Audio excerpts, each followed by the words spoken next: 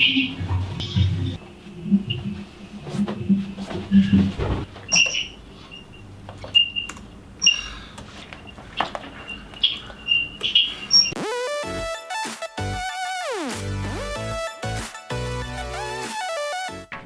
think that if you could have some graduates or university students come through this program and build something for you, and at the end of it they understood how to have their development infrastructure so that they've got that feedback loop very efficient, so they can write code and have it somewhere and test it and have you test it and automate that, and then have that I can add features to it, but I can clean it as I go.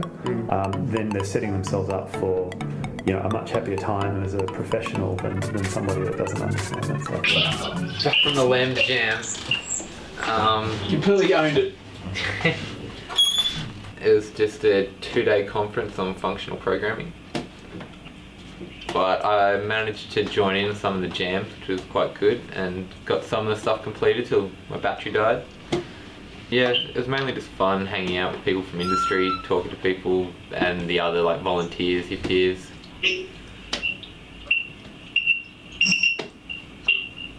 So I'm doing the front end website for the most part. Christian is doing an infinite horizontal scroll for the videos feed. Barry is working on some of his learning, and David is doing continuous integration. Devastated. Yeah. 9 o'clock Friday morning. Yes. And 12 o'clock midday on Friday. Yeah. All good, David? Yeah, all good with me. Cam? Yep, should be good. Hi Joshua, how are you? Today, relaxed and happy, thank you. How are you today? Good. Cool. Happy to be with you and with the team. Great. All the team. Yeah, so I'm here in my capacity as VP of Engineering for this course. Yes. Perfect. Okay, so why don't we do this? Why don't you, who wants to run me through the solution that you've developed? Cam, you probably have the best understanding of it. I would defer to technical lead.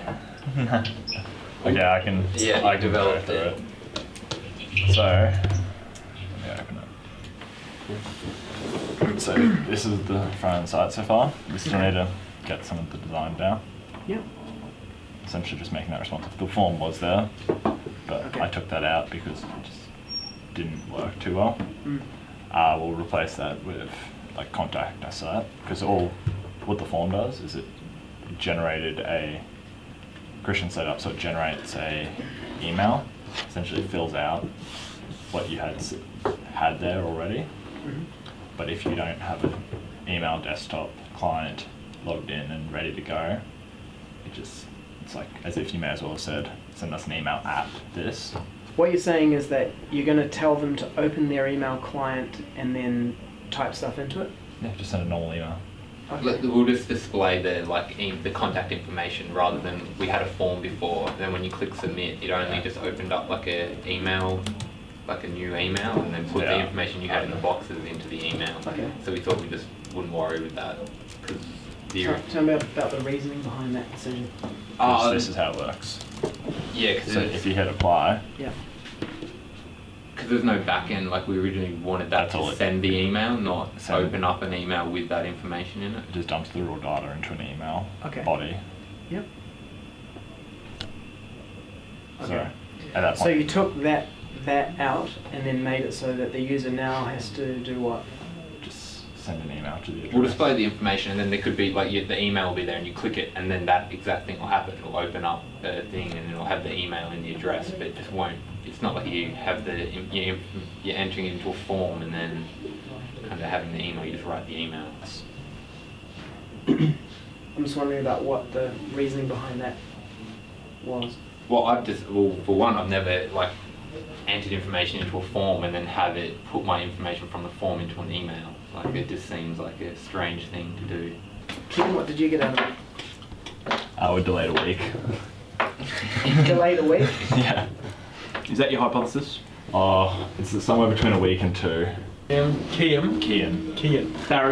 Barry, Jason. To do again is timing. In the Brisbane market, no one was doing digital recruitment.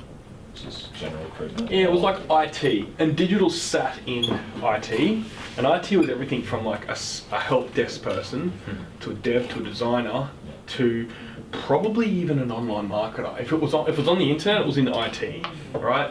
And then at my last company, I ran one desk and was in recruitment for like 5 minutes, and I was out performing people who'd been in it for like 5, 6, 7 years. And I sort of took to social media. And I guess the interesting thing was that I created a perception that I was, and my brand, I created my Twitter handle as the web recruiter, super cheesy, but I didn't give a shit because it was just like, if people knew legendary recruiter, like super fucking cheesy, like dude, you make me cringe, but it pierces through. People talk about it. Yeah. So it's like, fuck, do what you need to do.